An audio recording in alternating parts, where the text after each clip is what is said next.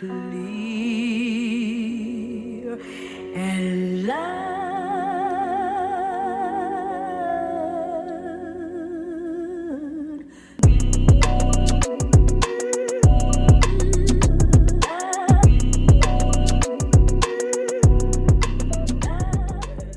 Bonjour à toutes et à tous et bienvenue sur le Wombat Café.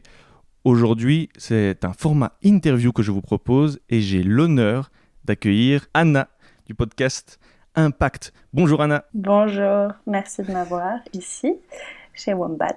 Ça fait plaisir d'enregistrer un podcast différent d'Impact. Ah ouais, ça c'est sûr que ça va être très différent parce que là c'est toi qui vas être mise en lumière, donc c'est sûr que c'est très différent que des sujets que vous abordez d'habitude. Eh bien justement, je voulais te demander, déjà directement on se lance dedans, tu es réalisatrice, podcasteuse, est-ce qu'on peut parler de journaliste d'une certaine manière entre les blogs avec des informations et les voyages dans le monde entier? Comment toi tu te définirais? Comment je me définis? Définitivement beaucoup de choses différentes, mais je pense que en fait je m'auto-définirais comme communicante environnementale, je pense. Et du coup, ça englobe l'aspect documentaire, ça englobe la photographie que je fais beaucoup, et puis l'écriture et même le podcast d'une certaine manière. C'est juste vraiment la communication pour l'avancée de la cause environnementale principalement, mais bien sûr, j'aime beaucoup discuter d'autres sujets aussi. Je vois très bien, déjà félicitations, j'ai vu que tu as reçu un prix pour une superbe photo. C'est quoi comme type d'oiseau? C'était un kookaburra? Non, ça n'a rien à voir avec un martin pêcheur? C'est un colibri. Ah, bah il avait l'air bien grand pour un colibri, non? Je crois que c'est la photo, en fait, il est vraiment minuscule, il faisait la taille de mon petit doigt. Mais Oh, waouh, ok. ouais, c'est un colibri iridescent, donc très très joli, du Costa Rica. Ok, mais justement, moi je m'y connais pas du tout en biologie. Toi, tu as fait des études de biologie. Je voulais savoir un peu ton parcours entre le documentaire que tu as pu faire, tes études de biologie et tes voyages un peu partout. Je voulais savoir un peu le parcours que tu as pu faire. Eh ben alors, moi j'ai grandi en France jusqu'à mes 15 ans, à Paris, et à partir de 15 ans, j'ai déménagé aux États-Unis, donc j'ai été dans un internat aux États-Unis toute seule. C'est là que j'ai appris l'anglais et que j'ai switché toute mon éducation en anglais, donc parfois j'ai un peu du mal avec le français. Mais donc, oui, depuis mes 15 ans, je suis partie. J'étais 4 ans aux États-Unis, j'ai terminé le lycée. Puis après, je suis allée à l'université aux États-Unis où j'ai étudié la biologie et le chinois. Donc, pas vraiment grand-chose à voir avec ce que je fais aujourd'hui. Mais je pense que pour moi, c'était très important d'avoir des bases solides scientifiques, en fait. Donc, d'avoir comment on appelle ça en français? Un bachelor's, une licence, voilà. Un bachelier, ouais. Nous, en Belgique, on dit bachelier, c'est vrai que... Voilà. Ouais. Donc, un bachelier de biologie, c'était très important pour moi. Et pourquoi il était important pour toi, ce bachelier en biologie? Parce que j'ai toujours... Enfin, c'est compliqué de dire j'ai toujours voulu, c'est jamais vraiment vrai de dire ça, mais ça fait longtemps en tout cas que tout ce qui m'entoure et ce qui est naturel m'intéresse. J'ai envie de comprendre comment les choses fonctionnent au niveau planétaire. Et surtout, j'ai envie d'en parler en fait. Je trouve que la biologie, c'est un domaine qui est un peu inaccessible. Pour beaucoup de gens, ça paraît trop scientifique pour les gens qui n'ont pas vraiment un cerveau scientifique. Et pourtant, c'est quelque chose qui est tellement fondamental aujourd'hui de comprendre vraiment la biologie des choses et puis la magie qu'il y a vraiment dans ce monde.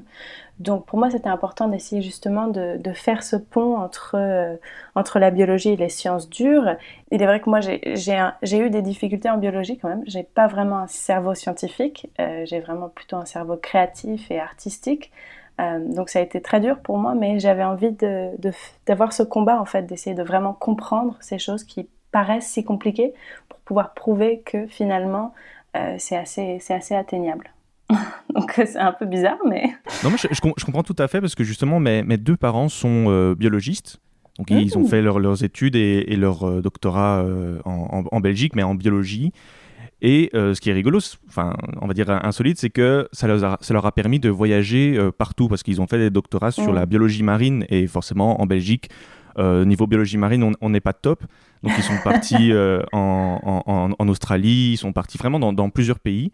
Et j'ai l'impression que tu voyages beaucoup. Et est-ce que ce sont ces études de biologie qui t'ont permis de voyager autant ? En partie, sûrement. Donc, j'ai Mhm. commencé à voyager vraiment. Déjà, en étant aux États-Unis, je voyageais pas mal. Mais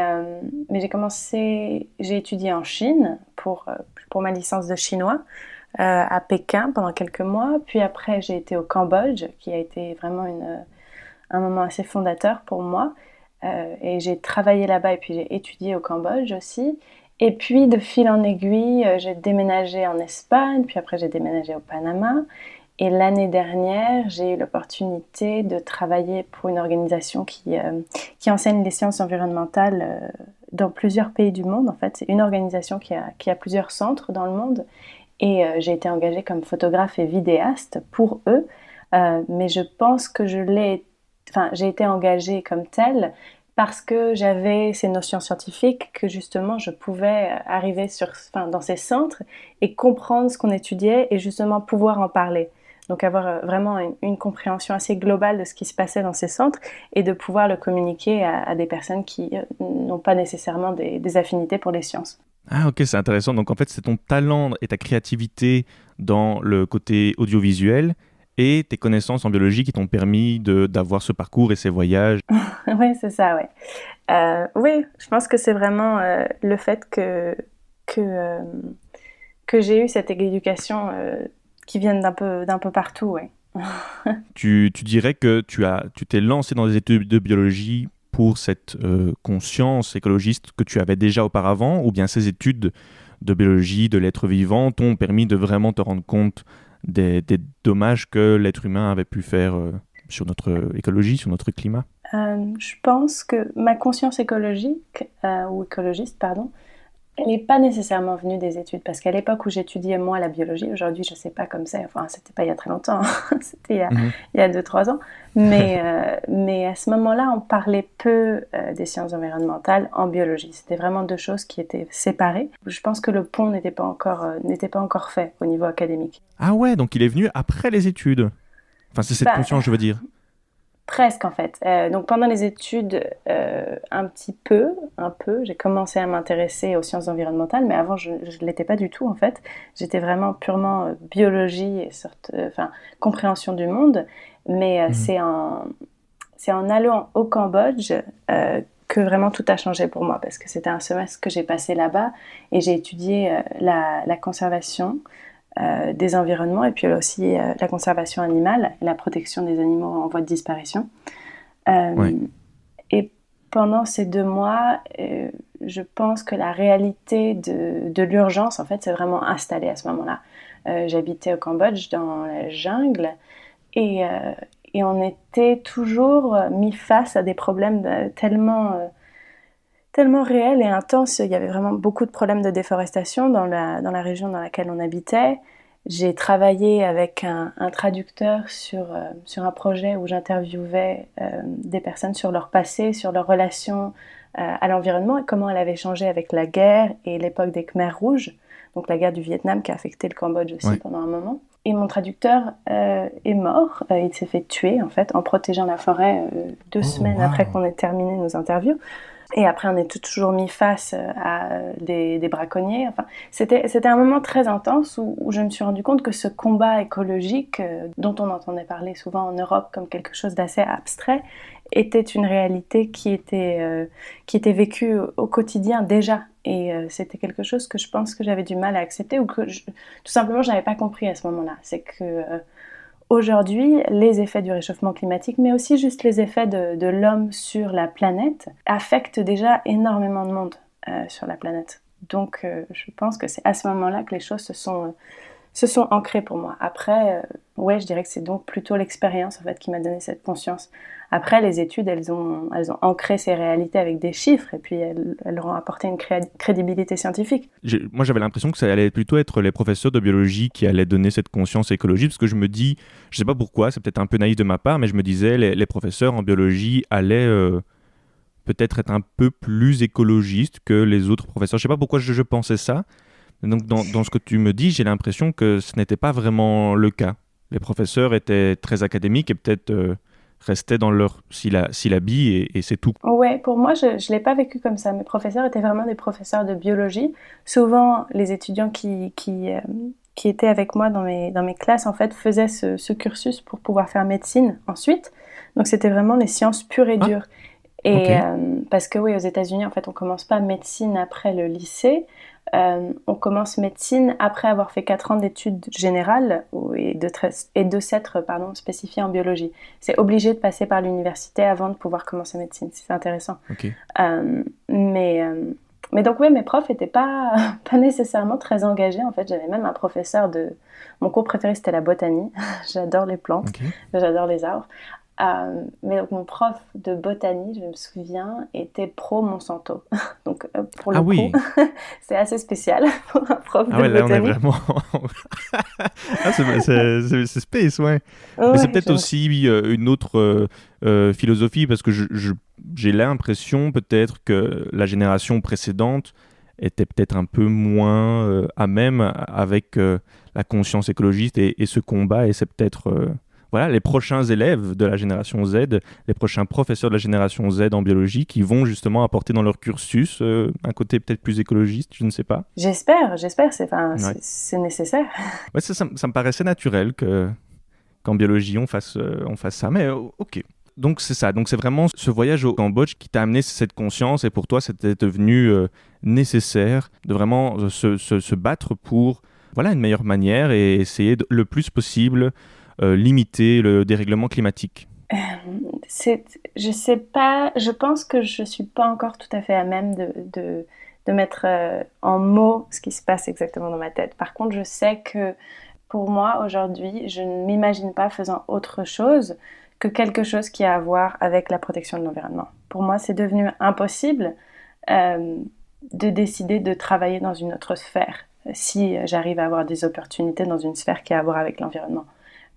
Je vivrais ça comme une sorte de trahison en fait. Enfin, j'ai été énormément privilégiée dans ma vie, déjà de pouvoir étudier aux États-Unis, et puis même de pouvoir étudier en général, d'avoir tout ce temps, de pouvoir me développer personnellement, que aujourd'hui me tourner, enfin mettre, comment on dit, turn my back, Ouais, c'est tourner le terrible. dos. Voilà, ouais, de tourner le dos à tout ce que j'ai appris et puis tout ce que j'ai eu l'opportunité de voir par rapport à ce qui est la dégradation de l'environnement, ça serait vraiment une trahison. Donc c'est presque comme si j'étais coincée. Après, j'en suis contente, hein, mais je ne me vois pas faisant autre chose.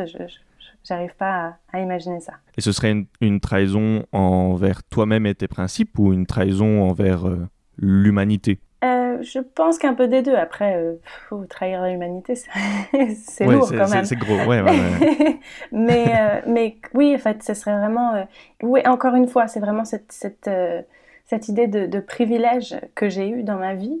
Il y a beaucoup de gens qui n'ont pas cet accès à ce genre d'études et ce genre de privilèges, que ce serait injuste en fait de vouloir, je sais pas, devenir n'importe quelque chose qui n'a pas à voir avec le combat pour l'environnement, qui finalement veut dire quand même, quand on dit aujourd'hui combattre pour l'environnement, on veut dire aussi combattre pour la survie de l'espèce humaine. Je pense que c'est deux Ouais. choses qui se rejoignent et qui n'est les gens ne se rendent pas nécessairement compte de ça en fait. C'est pas ah, j'adore les arbres parce que j'adore les arbres parce que je sais que ces arbres sont nécessaires aussi à la survie de toutes les espèces, mais notamment à la survie humaine.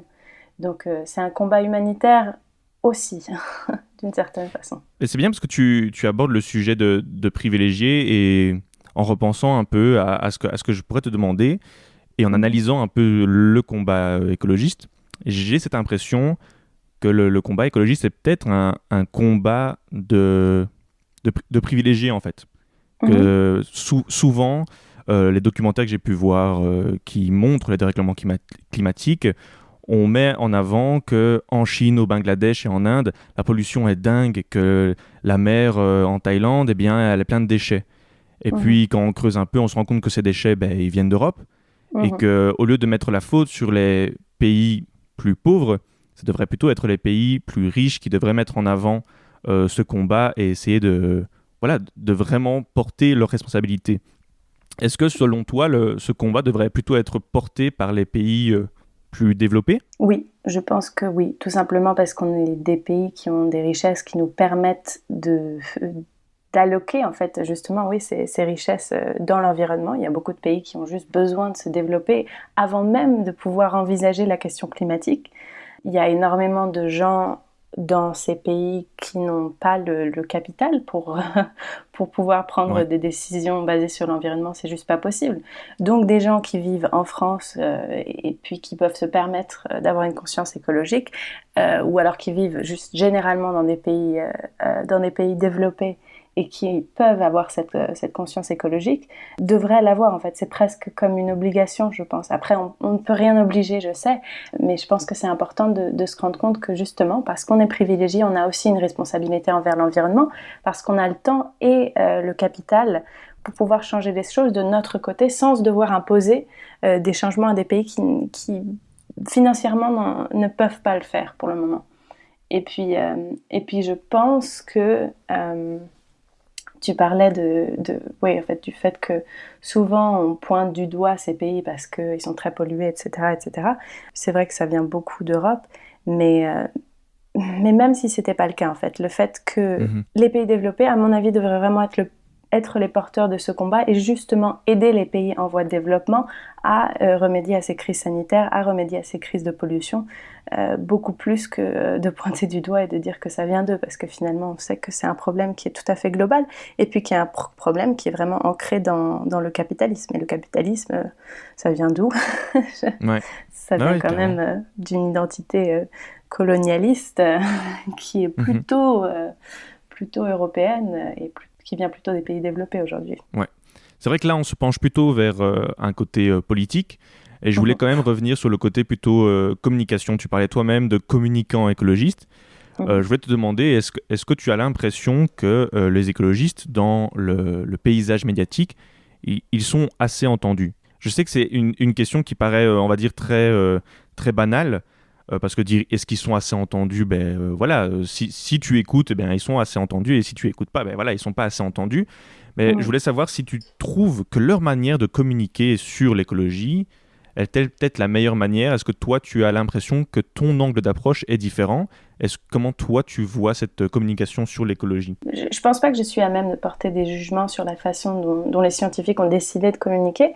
Par contre, ce que je remarque, c'est qu'il y a quand même une vraie déconnexion entre la communauté scientifique indépendante, et je dis indépendante parce que c'est important de mettre ce point, parce qu'il y a beaucoup de scientifiques qui ne sont pas indépendants et qui sont payés par des tiers parties, et souvent c'est des tiers parties qui travaillent dans l'extraction des ressources naturelles, mais dans ce qui est pour la communauté scientifique et le reste du monde, je trouve qu'il y a quand même une déconnexion.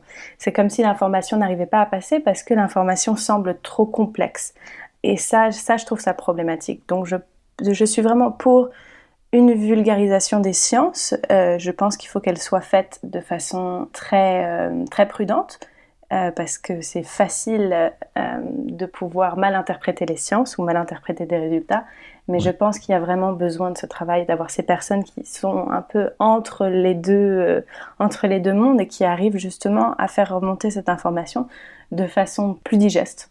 Donc selon toi, il faudrait plutôt se pencher sur un discours presque objectif et ne pas passer par une sorte de démocratie ou de sensibilisation et un côté plus dans l'émotion. Ouais, j'ai pas d'autre mot que pour dire ça. Ou je sais pas si tu vois ce que je veux dire par là. Il y a parfois des discours en politique, pas sur l'écologie, mais des discours en politique qui sont très difficiles parfois à entendre parce qu'ils sont chargés en émotions. Et là, ce que tu me parles, c'est plutôt donc un discours très basé sur des chiffres presque.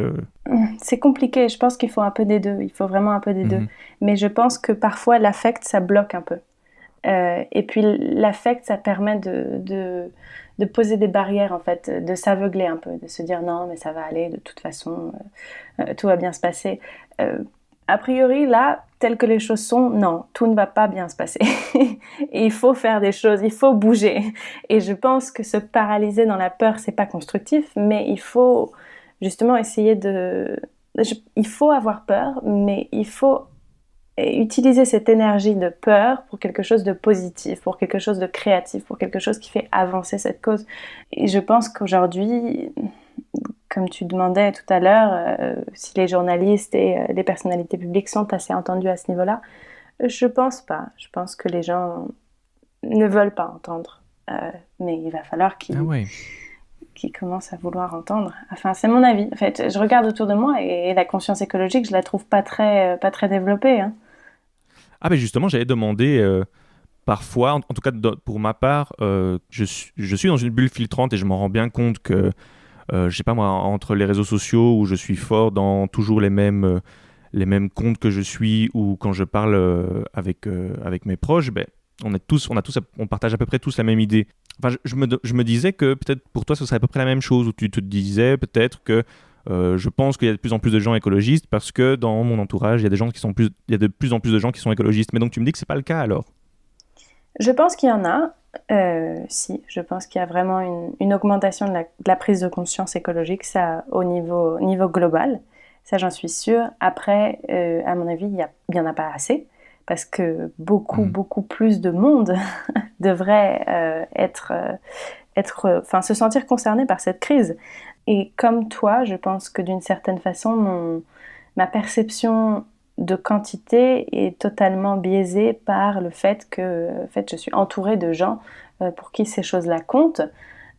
Et j'ai du mal à me rendre compte qu'en fait, quand je marche dehors et que si je m'arrêtais et je demandais, je sais pas, à 100 personnes dans la rue quelles étaient leurs actions pour l'environnement, je pense que je serais un peu déçue d'une certaine manière. Je pense, ouais.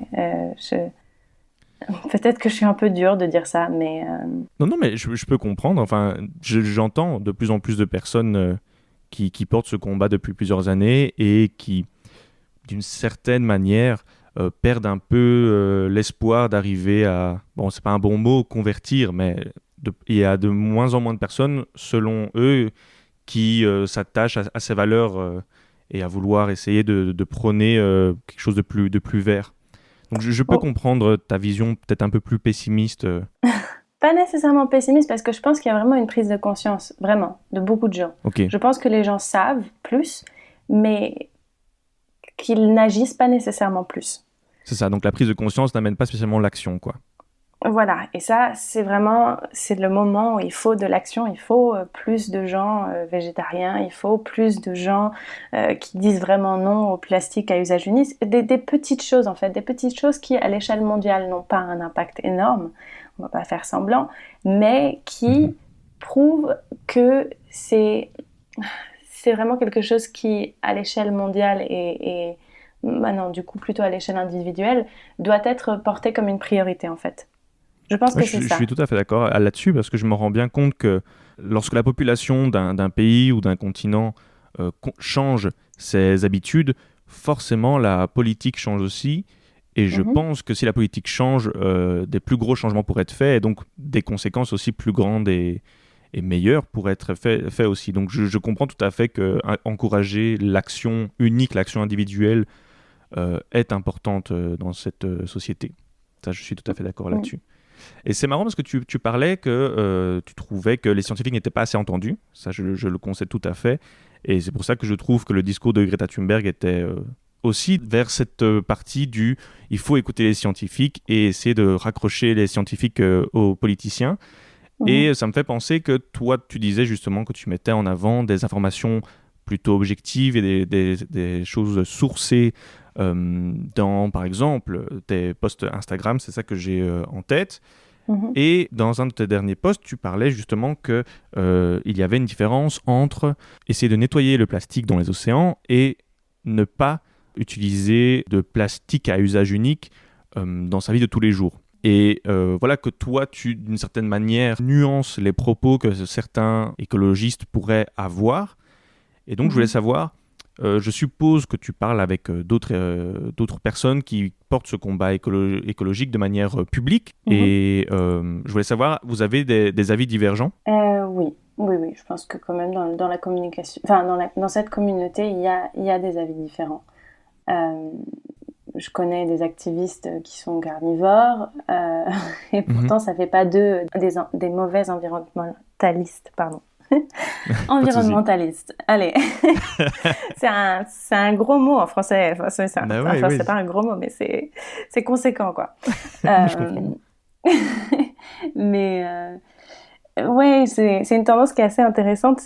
Je trouve malheureusement qu'il y a cette tendance, c'est de un peu se rabaisser les uns les autres au sein d'une même communauté. Par exemple, les gens qui disent oh, il faut être vegan pour protéger la planète, ou alors bah, toi t'es pas vraiment engagé parce que tu prends l'avion pour ton travail.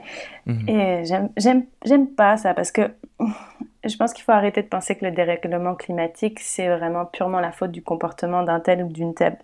La responsabilité climatique, elle se trouve dans les mains d'une fraction infime de la population quand même. C'est les grosses entreprises, c'est les milliardaires qui financent des flottes de bateaux de croisière. C'est ce genre de problèmes qui vraiment font une différence.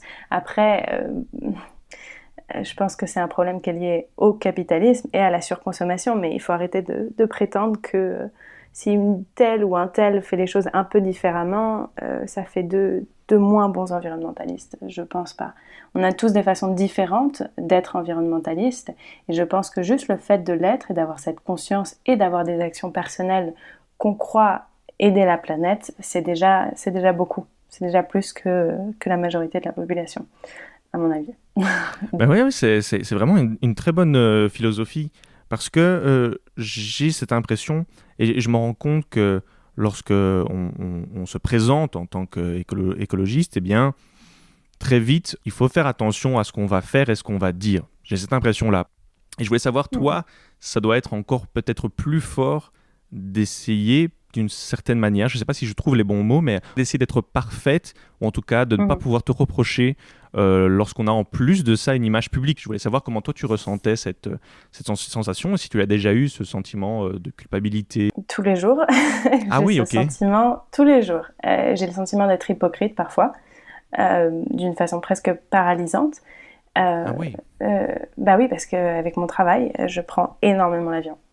Je prends l'avion beaucoup plus que même une personne qui peut, qui voyage pas mal. Enfin, à l'époque, là, ça vient de se terminer, mais je crois que j'ai pris une douzaine d'avions en un an.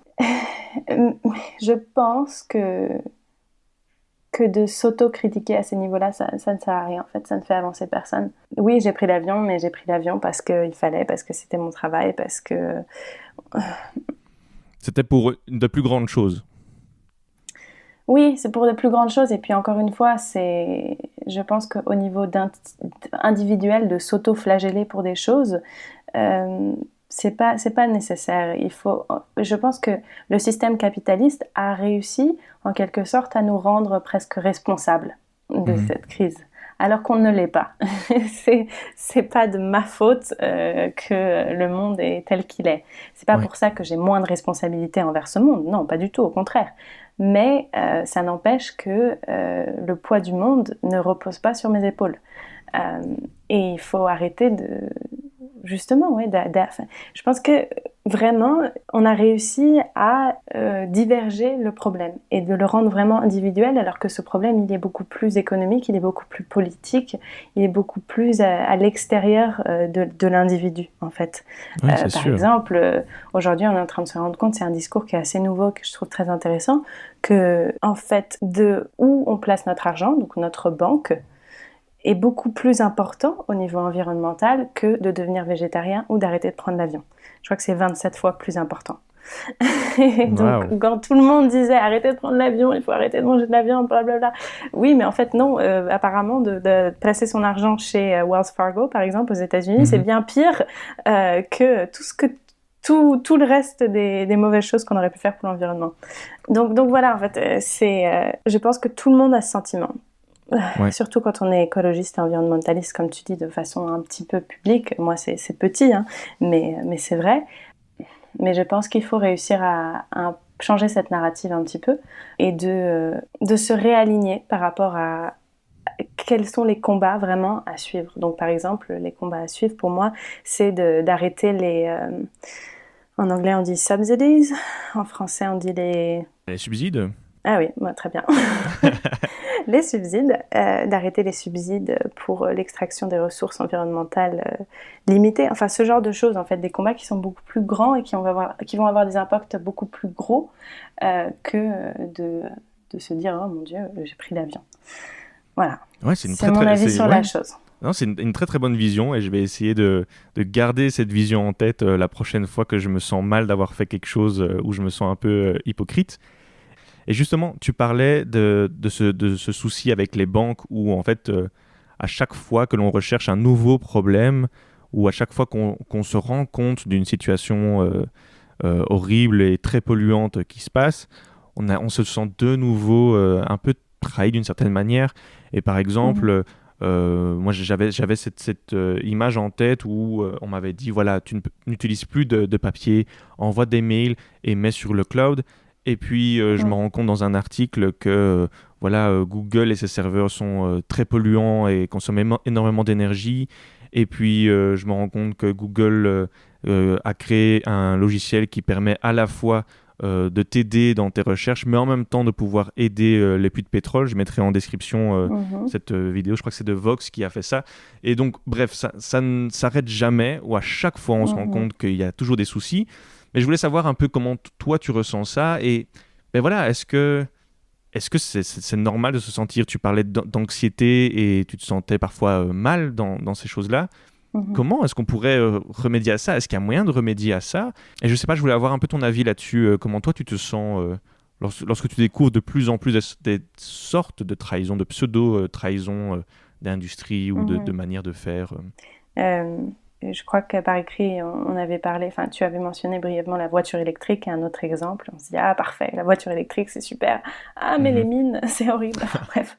Donc, voilà, le flip coin en anglais. Donc, l'autre côté de la pièce à deux faces. C'est quelque chose qui est très dur et je pense que ma réponse ne va pas plaire nécessairement. Mais je pense que aujourd'hui, on ne peut pas continuer à remplacer, en fait. On vit dans un confort qui est trop important et je pense vraiment qu'il faut plutôt limiter et diminuer aujourd'hui. Je ne pense pas que nos enfants ou les générations futures, et je dis nos, enfin je ne sais pas, hein, la génération future qui nous suivra pourra vivre au même standard que nous, nécessairement. Et après, je ne pense pas que ce soit une chose négative. Hein. Je pense que d'avoir un environnement plus vert autour de soi, ça sera bien mieux pour un enfant que d'avoir plus de PlayStation ou je ne sais même pas à quoi il joue aujourd'hui, plus d'écran. Ça, c'est vraiment un discours de vieux. Ouais, c'est jeune, à quoi il joue, je ne sais plus. Bah non, ils sont sur TikTok, c'est vrai, ils sont sur TikTok, je le sais en plus. J'adore. TikTok et Fortnite, quoi. Vraiment, on a perdu la jeunesse. On a perdu la... Non, mais c'est vrai, je veux dire, on n'a pas besoin de plus d'écran, on n'a pas besoin de remplacer les choses qu'on a par des choses différentes, mieux. Je pense qu'il faut juste limiter, quoi. Au lieu d'avoir une voiture par personne, il faudrait avoir, je sais pas, une voiture pour 3 familles et réussir à partager. Enfin, je pense qu'il faut vraiment commencer à penser à diminuer plutôt que d'inventer des solutions alternatives dans un monde qui, physiquement parlant, ne peut pas supporter ce genre de vie. Aujourd'hui, on sait qu'on utilise des ressources de la planète au bout de 6 mois, tous les ans, c'est ça, au bout de 6 mois, toutes les ressources se sont déjà écoulées. C'est insensé de continuer comme ça, c'est pas possible. On peut pas se dire, ah mais si on a des voitures électriques, ça change tout, c'est bon. Non, il faut juste moins de gens qui prennent la voiture moins souvent, c'est tout. Ou alors, j'ai écouté un interview l'autre jour, j'ai trouvé ça extrêmement extrême. Extrêmement extrême. Carrément là.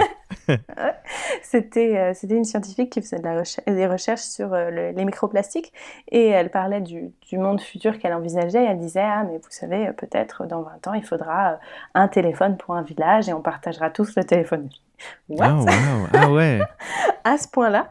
Mais en fait, elle allait carrément dans cette direction. Mais je la rejoins peut-être pas un téléphone par village. Je trouve ça un peu dur parce qu'on est un monde qui est quand même très global. On a besoin d'être connecté. Mais justement, ouais, peut-être avoir, je sais pas moi, un téléphone par famille. Enfin, repenser un peu, repenser la façon dont on consomme, repenser la façon... repenser quelles sont, au niveau climatique et au niveau environnemental, les vraies possibilités que le monde de demain envisage. Pas celles qu'on aimerait, mais celles qui sont possibles. Je pense que tu as tout à fait raison, parce que je me rends compte maintenant, là, en discutant, que chercher des alternatives, mais garder exactement le même cadre de comportement que l'on a, je ne vois pas en quoi cela va vraiment... améliorer quelque chose, puisqu'on garde toujours la même manière que nous faisions, donc c'est-à-dire qu'on va continuer à avoir un comportement d'achat compulsif, juste avec des alternatives. Et donc, en fait, c'est presque devenu une sorte de marque de commerce où on va dire, voilà, c'est green. Et donc, on garde exactement notre même comportement à toujours polluer, à toujours gaspiller. Et puis, en fait, voilà, c'est vrai qu'il faut changer complètement le cadre comportemental que l'on a, quoi. Ça, je suis tout à fait d'accord là-dessus. C'est vrai. Et c'est pas si extrême que ça, puisque, enfin, oui, ça peut être extrême, mais on est quand même dans une sorte d'ambiance apocalyptique, quoi. Et donc, ça aussi, c'est extrême. Donc, d'un autre côté, je comprends tout à fait cette vision. Elle peut paraître peut-être un peu désavantageuse pour certains, mais je pense qu'elle est nécessaire. Tu as raison là-dessus, ça c'est sûr. C'est tout à fait vrai ce que tu dis. C'est vrai qu'on est dans une situation de crise et on a du mal à se l'avouer en fait. Et c'est intéressant parce que le Covid, c'était vraiment une situation de crise qui était palpable, qui était physique, qui était immédiate. Et du coup, il y a eu des mesures très drastiques. Le confinement, c'est quand même c'est presque totalitaire. Hein. Je ne dis pas que ça soit une mauvaise chose, j'ai pas de ressenti particulier. Je pense que c'était sûrement la bonne tactique. Et puis de toute façon, j'en sais pas assez sur la chose pour avoir une vraie opinion. Mais oui, c'est quelque chose de très drastique qui a été fait et finalement c'était pour répondre à cette crise. Et c'est vrai qu'aujourd'hui on est dans une crise environnementale qui est très profonde, qui est présente aujourd'hui, qui est imminente pour le reste de la planète. Donc il faut avoir des mesures drastiques en fait. Ouais, je pense que tu relis ce que je dis à une réalité qui est vraie. C'est malheureux, mais c'est le cas.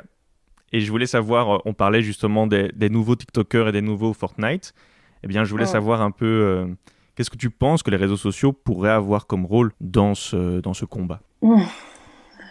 Je suis très partagée. Je pense que les réseaux sociaux, c'est un outil assez formidable quand on l'utilise à fin non personnelle, à mon avis. Tu veux dire pour pas du côté de la notoriété ou de se mettre en avant, c'est ça ? Oui, voilà, en fait. Je pense que c'est plutôt mettre en avant des problèmes ou mettre en avant des histoires intéressantes ou mettre en avant des solutions intéressantes. Ça peut être sur des personnes, mais je pense que...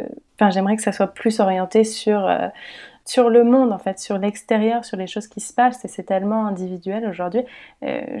J'avais commencé à regarder un peu TikTok et à me pencher sur la question parce que pour moi, c'était peut-être une solution pour ramener plus de gens sur ma plateforme, pour avoir une plateforme plus grosse et justement pour pouvoir sensibiliser plus de gens, c'était un peu l'idée.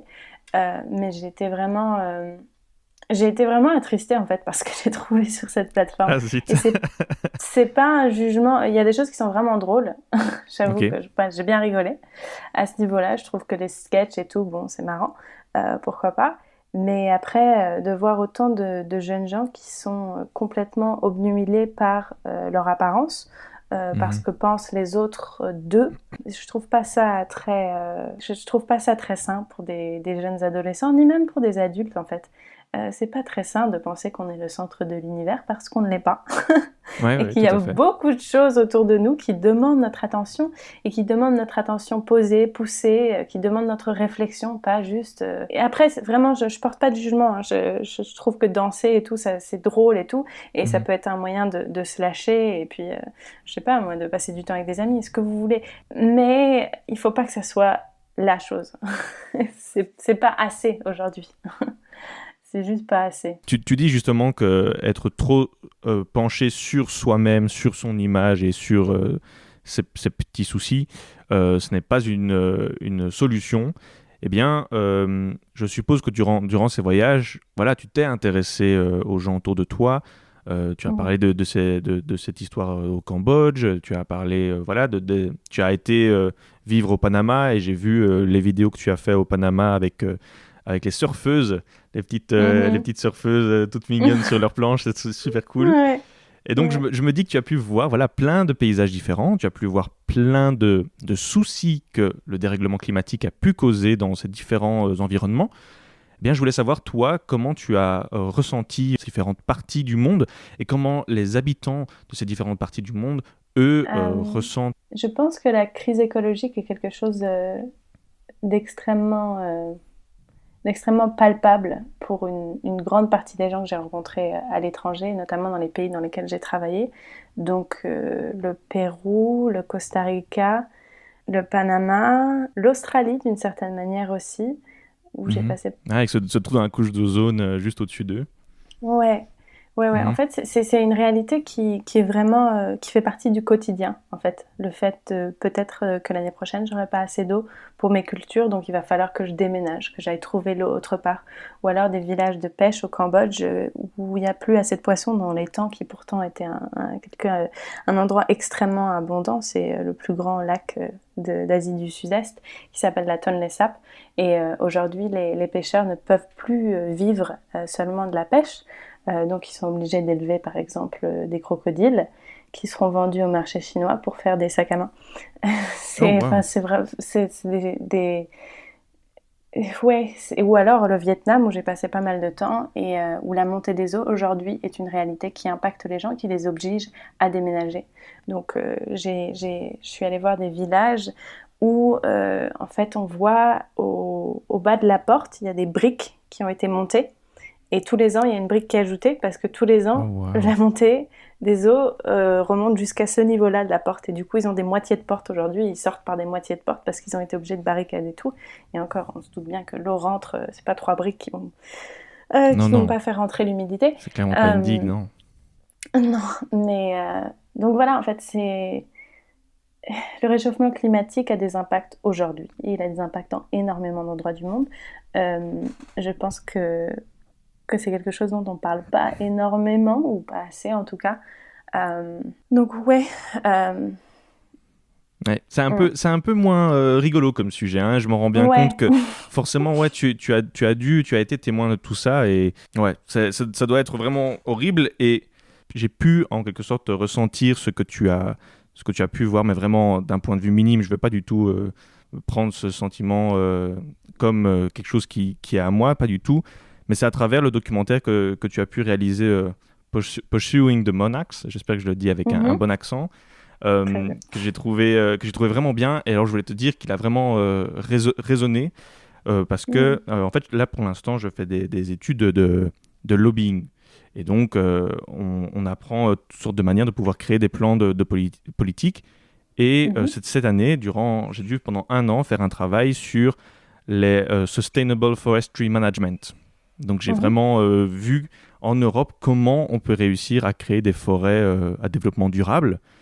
Et après peut-être 3 mois de recherche ou trouver les lois européennes qui pouvaient m'aider là-dedans, je me suis très vite rendu compte que voilà, je n'y arriverais pas et que c'était vraiment impossible d'arriver à favoriser ce type de forêt parce qu'on est déjà tellement ancré dans un commerce qui est hyper profitable et voilà, qui est tellement ancré que c'est impossible d'y arriver et je me suis vraiment senti hyper impuissant alors que c'était théorique, hein, je l'ai pris fort à cœur, mais c'était juste théorique d'arriver à réussir à créer des forêts durables et à réussir à développer la biomass energy durable.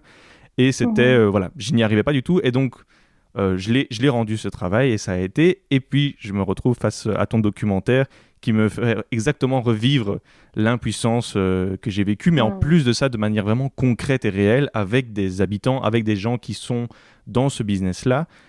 Et voilà. mhm, Et donc, je voulais te dire que ça avait fort résonné avec moi. Et alors, ce que j'ai trouvé très intéressant dans ton documentaire, parce que j'ai vu quand même pas mal de documentaires écologistes pour mon mémoire, et mhm, ton documentaire, par rapport aux autres, avait un aspect hyper concret dans les solutions qu'il apportait.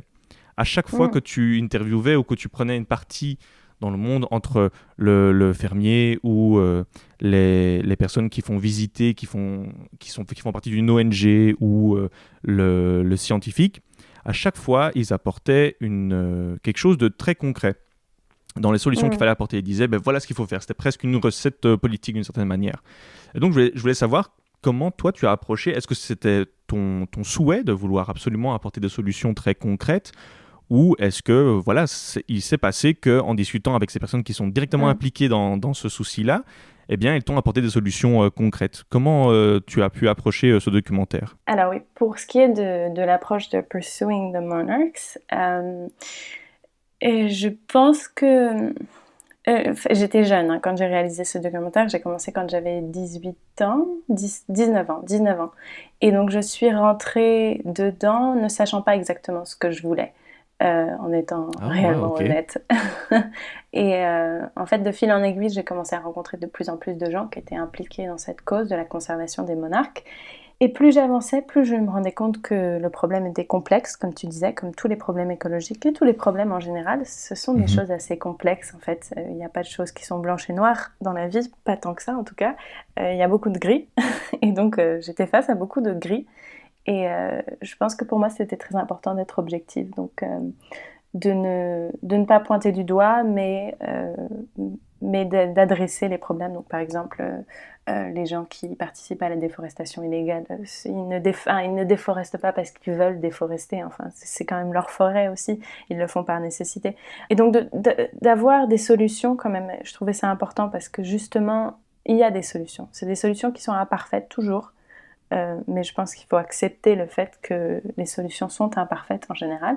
Et je pense que l'inspiration est venue vraiment de... Ces gens-là avaient les ressources et les solutions, et j'ai réussi à vraiment les faire sortir devant la caméra. Donc c'est un travail partagé entre la personne qui fait les interviews et puis la personne qui détient les informations. Mais j'ai été vraiment agréablement surprise de me rendre compte à quel point les gens étaient impliqués en fait. Même beaucoup plus que dans des pays développés. Par exemple, là-bas, c'est des fermiers qui sont impliqués dans la cause écologique. C'est pas des gens qui ont nécessairement qui sont allés à l'université ou des licences prestigieuses ou quoi que ce soit. C'est des gens, c'est des gens qui travaillent, c'est des gens qui travaillent la terre. C'est des gens qui ont une relation avec la Terre et qui veulent la protéger de façon beaucoup plus ardente que des gens avec des licences. Et justement, on parle de documentaire. Pour ma part, c'est un documentaire qui m'a amené à me questionner sur mon comportement et comment essayer de remédier à tous les soucis que j'ai pu voir. Parce que très souvent, les documentaires sont plutôt d'un point de vue... en tout cas, ils utilisent un cadre cognitif plutôt apocalyptique. Et justement, sur ce framing-là, Greta Thunberg disait qu'elle, quand elle avait vu un documentaire, je me souviens plus du titre, je l'avoue, elle pouvait plus sortir de son lit, quoi. Elle était complètement dévastée par ce qu'elle avait pu voir. Je voulais savoir, toi, les documentaires que tu as pu voir, est-ce qu'il y a des œuvres qui t'ont marqué et qui t'ont amené à te reposer les questions sur ta manière d'appréhender le monde et essayer d'être un peu plus écologiste? Oui, j'ai une grande liste de documentaires que d'ailleurs peut-être tu pourras partager en lien. J'ai écrit un article là-dessus. Je pense que notamment, il y a les classiques comme The Inconvenient Truth qui était assez fondateur pour moi aussi. Il y a Chasing Coral qui est un film très très intéressant. Tu as sûrement dû le voir si tu as des parents qui sont biologistes marins. Mais j'aimerais parler d'un film qui n'est pas dans cette liste, justement, qui est un documentaire de Yann Arthus Bertrand, qui n'a pas nécessairement à voir avec l'environnement directement, mais qui a à voir avec la cause humaine, et ce sont deux choses qui sont vraiment liées. C'est un documentaire qui est gratuit sur YouTube et qui est en 3 parties, qui s'appelle Human. Et c'est vraiment formidable. C'est vraiment un film incroyable. C'est très simple. C'est des plans de drone, de la musique, intercoupés par des interviews avec des gens du monde entier et de conditions tout à fait différentes, économiquement, socialement, à tous les niveaux. Donc on a vraiment une diversité incroyable de portraits en fait, de ces gens qui parlent de la vie humaine. Et moi, j'ai beaucoup apprécié ce film cette série de films, parce qu'elle met les choses en perspective, en fait, pour des gens des gens comme nous, des gens qui habitent dans un endroit plutôt confortable, avec des vies plutôt confortables. Je ne présume pas savoir dans quelle situation vous êtes du tout, mais on va dire plutôt confortable. Et je pense que ça remet les choses en perspective au niveau global, au niveau juste de la pauvreté du monde qui est réelle. C'est un film que j'aime beaucoup revoir en fait. Dès que je sens que je commence à retomber dans de la surconsommation ou ce genre de comportement assez égoïste, en fait, j'aime revoir ce film parce que ça met vraiment les choses en perspective. Est-ce que tu as vu le film Baraka? Oui, bien sûr. De Ron Frick. Parce que je me suis dit que ça t'allait apprécier vu que tu as aimé Yann Arthus Bertrand. Ouais. Eh bien, justement, ça m'amène à une question qui est peut-être un peu plus difficile à traiter. Mais justement, tu disais que parfois, tu te sens retomber dans des comportements plus de surconsommation. Je voulais savoir si parfois tu as une sorte d'hésitation où tu te sens peut-être tu te dis, est-ce que c'est vraiment un combat où on va arriver, des sortes de moments de doute avec ce combat? Oui, bien sûr. Beaucoup, beaucoup de doutes, je pense. Mais je pense que c'est bien, en fait. Je pense que le doute, c'est quelque chose d'assez positif. Ok, il faut se remettre en question. Oui, il faut se remettre en question, mais il faut surtout remettre en question les choses pour lesquelles on se bat. En fait, je pense qu'il faut il faut avoir plus d'honnêteté envers soi-même et envers les situations qui nous entourent. Je pense que l'honnêteté, c'est quelque chose qui est assez rare, en fait, aujourd'hui, finalement. Ouais, Dans la bien sûr. politique, dans les relations humaines, dans beaucoup de choses, en fait. C'est quelque chose qui a perdu de sa crédibilité et qui pourtant est si importante. Donc oui, beaucoup de doutes, mais finalement, pour moi, c'est que faire d'autre, quoi. Mhm. Oui, enfin, je sais même pas si on va réussir à faire les choses comme il faut. J'en doute, honnêtement. Ok, non, mais je peux comprendre. Hein. Mais enfin, et alors, quoi? C'est ça. Pour moi, c'est pas une raison de baisser les bras, justement. Au contraire, c'est une raison de continuer parce que la situation est tellement drastique que ouais, c'est plongeons en avant, quoi. Faut y aller. Oui, bien sûr, non, je comprends tout à fait. Et voilà, et sans transition, bah voilà, je profite du fait que j'ai une des co-hosts de mon podcast préféré qui a bien accepté une interview pour moi, pour pouvoir quand même un petit peu parler d'impact, qui moi m'a beaucoup marqué. J'ai pas commencé au tout début, je vais pas faire l'hypocrite qui dit ouais, j'ai commencé dès le premier épisode, j'étais là. Moi j'ai découvert, je sais pas, on me l'a recommandé, l'algorithme m'avait compris et me l'a recommandé au moment où vous avez changé d'image. Je sais pas si tu vois ce que je veux dire par là. Et voilà, j'ai trouvé ça super bien. On passe d'un sujet à l'autre, super cool. Enfin bref, très très très intéressant, des super sujets. Et justement, ce sont parfois des sujets qui peuvent paraître un peu dystopiques, un peu parfois négatifs. Mais avant de parler de ça, je voulais savoir ce qui vous a poussé, toi et ton frère. Parce que voilà, je vais quand même mettre un peu de cadre peut-être pour les personnes qui ne le connaîtraient pas. Donc tu tiens ça avec Lucas, ton frère, et vous parlez de sujets qui ont des impacts sur notre société, ou en tout cas qui ont des impacts qui sont en fait plus grands que ce qu'on pourrait imaginer au premier regard. Et je voulais savoir ce qui vous avait poussé à vous lancer dans le médium du podcast. C'était il y a presque 2 ans aujourd'hui. Et je me souviens que c'est mon frère en fait qui m'en a parlé en premier. C'était son idée. Je vais pas prendre le crédit pour ça. C'était vraiment son idée. Et je pense que c'était en partie parce que ce médium l'intéressait. En fait, c'était quelque chose qu'il voulait explorer lui. Mais c'était aussi un moyen pour nous de reconnecter en fait, parce que ça faisait, comme j'ai dit, moi je suis partie de chez moi quand j'avais 15 ans. Et donc, ça faisait presque 8 ans ou 9 ans qu'on n'habitait plus ensemble et que on se parlait par téléphone comme un frère et sœur, comme un frère et une sœur, et qu'on se voyait peut-être 2 fois par an. Mais on avait perdu c'est vraiment cette complicité qu'on avait au départ, parce qu'on a été très proches quand on était jeunes. Donc, je pense que c'était vraiment un moyen de nous retrouver en fait, et aussi de nous donner un challenge. Je pense qu'on est des personnes qui aiment avoir des défis à relever, et c'était vraiment une sorte de défi parce que ni lui ni moi ne connaissions rien au podcast, ni au monde du podcast vraiment. Donc voilà, on a décidé de se lancer dans cette aventure ensemble parce qu'on voulait se retrouver un peu. Ah, c'est beau, c'est une super histoire d'origine, c'est super cool. Donc voilà, je vous disais qu'il y avait parfois des sujets qui peuvent paraître, parfois un peu dystopiques, un peu pessimistes, entre par exemple la protection des données personnelles ou on parlait de TikTok et de l'image de soi. Vous en parlez à travers Instagram, le mouvement MeToo et j'en passe. Et je voulais savoir comment vous ressentez ça. Moi, par exemple, je me souviens que j'avais à l'université des tests d'actualité, ça s'appelait. Donc, toutes les semaines, on avait une sorte de questionnaire qu'on devait remplir. Et ça passait de où s'est passée la dernière attaque terroriste à qui est mort il n'y a pas longtemps, quoi. Donc, franchement, c'était pas terrible. C'était les mercredis soirs. Et je me souviens que les mercredis soirs, je rentrais chez moi et voilà, j'étais pas bien, quoi. J'étais pas au top de ma forme. Parce que il fallait passer son temps les 2 jours avant à vérifier toute l'actualité et c'était pas cool du tout. Et je voulais savoir vous comment vous ressentez ça dans votre manière de préparer le podcast. Est-ce que parfois c'est difficile d'aborder des sujets? Est-ce que parfois vous vous dites oh là là, où va le monde? Voilà, je voulais avoir un peu ton ressenti par rapport à ça. C'est spécial comme approche, hein, ce dont tu parles Ah tous les ouais? mercredis soirs, le test.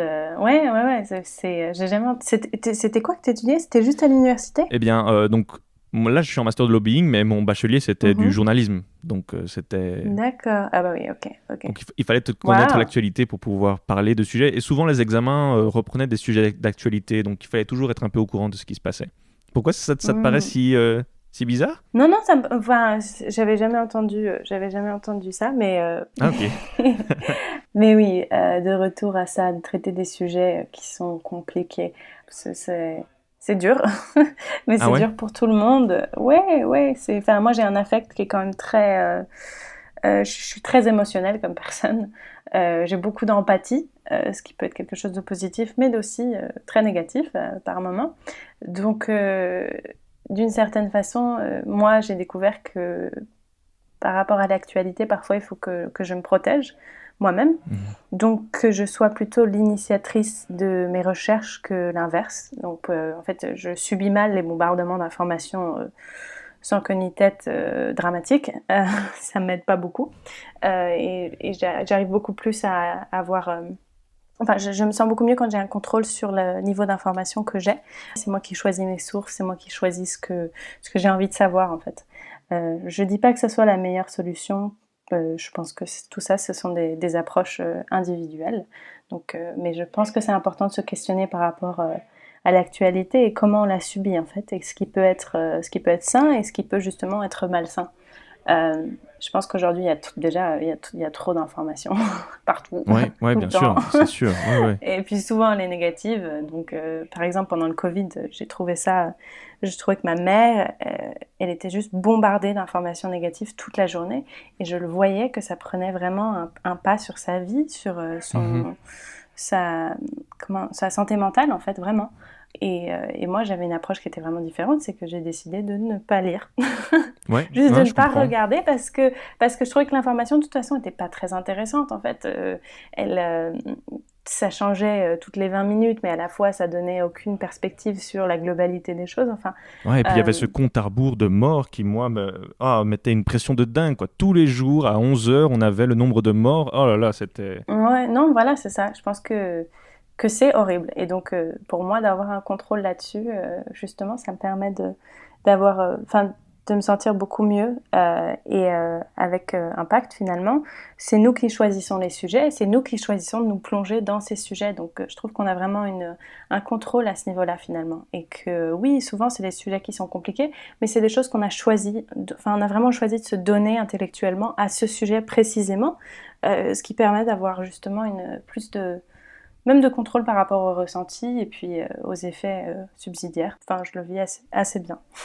Ah non, mais là, je comprends vraiment beaucoup mieux. Alors, vous vous concertez sur les sujets que vous allez travailler, ou bien il y a une sorte de surprise de ce que l'autre va parler lorsque vous vous lancez dans l'enregistrement? Non, souvent on en parle. Souvent on dit ah, moi je vais faire ça, moi je fais ça, ou alors oui, ou pendant la semaine on se revoit un petit message. Et souvent on travaille sur le même Google Doc, donc on verra ce que l'autre va aborder. Ça permet Ah, d'être un ok. peu préparé par rapport à ce que l'autre personne va apporter sur la table. Est-ce que le Wombat Café aurait droit à une exclue sur un prochain sujet que vous voudriez traiter? Oui, mais je pense qu'on en a Wouhou! parlé. Mais je pense qu'on en a parlé dans un épisode, donc je sais même pas si c'est une exclue. Mais Oui, c'est vrai, c'est vrai. C'est pas une vraie exclue, mais mais moi j'ai vraiment envie d'aborder le sujet de la fast fashion. C'est quelque chose qui me tient vraiment à cœur et je pense que c'est quelque chose d'important aujourd'hui, justement quand on fait avec tout ce qui s'est passé avec le Covid, l'enfermement, et puis les gens ouais. qui achetaient énormément en ligne, et puis une fois qu'ils ont été libérés, qui faisaient la queue en dehors de chez Zara. J'ai juste envie d'aborder ce sujet parce que je pense que c'est quelque chose que les gens savent un peu, mais je ne pense pas qu'ils se rendent compte de la magnitude des problèmes que ça crée en fait. De donner de l'argent à ces compagnies qui participent à la fast fashion. Donc j'ai vraiment envie de parler de ça et je pense que Lucas est plutôt pour, donc je pense que ce sera le prochain sujet. Cool. Surtout un point de vue écologique, c'est pas mal aussi, puisque Mhm. je crois que, si je me trompe pas, c'est 7 litres d'eau par pull, si je me trompe pas, qui est à chaque fois gaspillé. Ce serait plutôt beaucoup plus, je Ah oui? pense. Oh là là, Ouais. ça, ok, Mais justement, bon. c'est ça en fait. C'est le fait qu'on sait que c'est mauvais. En fait, je pense que tout le monde sait à peu près que c'est quelque chose de négatif, mais on ne sait pas à quelle magnitude en fait. Ouais. Donc même moi, je pense que j'ai vraiment des lacunes à ce niveau-là, donc ça va me permettre d'en savoir plus. Ah ouais, non, c'est très très bien. Je vais apprendre plein de choses et j'ai très hâte d'écouter ça. Et voilà, je voulais aussi vous remercier parce que c'est vraiment, ça m'a permis, ce podcast m'a permis de me rendre curieux. Et je trouve que le mot curieux, je sais pas ce que tu en penses, mais je trouve que c'est vraiment le mot principal de votre podcast. Vous êtes curieux et j'ai l'impression que vous essayez de rendre curieux les auditeurs. Et sûrement, enfin moi, après chaque épisode, je vais m'informer plus en allant voir d'autres articles parce que vous avez réussi à rendre ce sujet intéressant tout en restant objectif. Et j'ai l'impression que la curiosité, c'est un peu le mot principal du podcast. Je sais pas ce que tu en penses. Est-ce que je me trompe ou je ne sais pas? Si, non, justement, c'est un très beau mot pour décrire ça. C'est vraiment cette curiosité pour le monde, pour ce qui l'entoure, ce qui se passe, les effets que certaines technologies peuvent avoir sur nos vies. Ouais, c'est vraiment purement de la curiosité, l'envie de savoir plus. Eh bien, je recommande tous les auditeurs d'aller écouter. Je mettrai en premier lien de la description, juste avant la liste de documentaires, je mettrai le lien du podcast. Donc, on a commencé notre émission en faisant des recommandations culturelles. C'était un peu ce qu'on voulait faire à la base, essayer de mettre en avant certaines choses qui sont passées inaperçues face aux gros blockbusters. Donc, je me dis, pourquoi pas, ça pourrait être intéressant que nos interviewés recommandent aussi un peu une œuvre culturelle qu'ils les ont marquées, et qu'ils voudraient partager, qu'ils voudraient recommander, et qu'eux trouveraient intéressant de partager au plus grand nombre. Je voulais savoir un peu ta recommandation à toi. Qu'est-ce que tu voudrais recommander aux auditeurs? Alors, pour ce qui est de l'œuvre culturelle que j'aimerais recommander, c'est un livre donc, qui est assez conséquent. Je crois qu'il fait 700 pages. J'espère que je vais dissuader. J'espère que ça dissuadera personne. J'aurais peut-être dû commencer par le titre. Non, c'est pas grave. Ça s'appelle L'Arbre-Monde de Richard Powers. Et ça a été traduit en français, donc ça c'est le titre français. Et c'est un livre vraiment formidable. C'est un livre, c'est de la fiction. Mais c'est un livre qui parle de la relation des hommes avec les arbres. Je pensais que j'avais une compréhension de la relation entre l'arbre et l'humain qui était quand même assez complète et assez spirituelle, si je puis dire. Mais ce livre m'a vraiment poussée dans une autre direction et vraiment à se rendre compte que les arbres sont des êtres vivants qui méritent notre respect. Et j'ai l'air un peu chamanique, hippie en disant tout ça, mais vraiment, ça vaut le coup. C'est un livre formidable, c'est un livre magnifique. Si vous aimez la belle littérature, c'est suffisant pour lire ce livre. Et je pense que ça ouvre vraiment les yeux sur la condition des forêts, de la déforestation, et puis de l'engagement humain envers ces choses qui sont vivantes, mais qui sont immobiles, finalement. Ouais, c'est vraiment un très beau livre. Wow, ok, eh bien, je note. L'Arbre-Monde de Richard Powers. Ok. Je te propose, pour finir cette interview, que la plupart du temps, on finit nos interviews et nos émissions avec une citation qui permet de marquer les esprits. Et voilà, je te laisse ce mot de la fin pour pouvoir donner une citation à nos auditeurs. Très bien. Alors, ma citation vient du livre, justement, de Richard Powers. Ah, super. Donc, c'est une citation traduite et elle dit « Les meilleurs arguments du monde ne changeront pas la vie d'un humain. La seule chose qui peut faire cela, c'est une bonne histoire. » Ah, elle est très bien, cette citation. Eh bien, pour finir cette émission, je voulais encore une fois te remercier, Anna, d'avoir accepté, d'avoir été si accueillante et bienveillante face à mes messages et face à ma proposition d'interview. Et j'espère que tu as aimé l'expérience et je me doute que ça a pu être un peu différent et sortir de ta zone de confort à devoir faire un podcast en français avec un partenaire qui rigole très fort à côté de toi et puis et devoir parler parfois de sujets un peu plus compliqués. Et je voulais te remercier de ton honnêteté, de ta sincérité et d'avoir pu, j'espère, apprécier cette interview et cette discussion. Absolument. Ouais. Merci beaucoup. C'était vraiment super intéressant. Et puis, je te souhaite une très très bonne continuation avec ce podcast que je vais continuer à suivre avec grand intérêt. Merci. Merci beaucoup.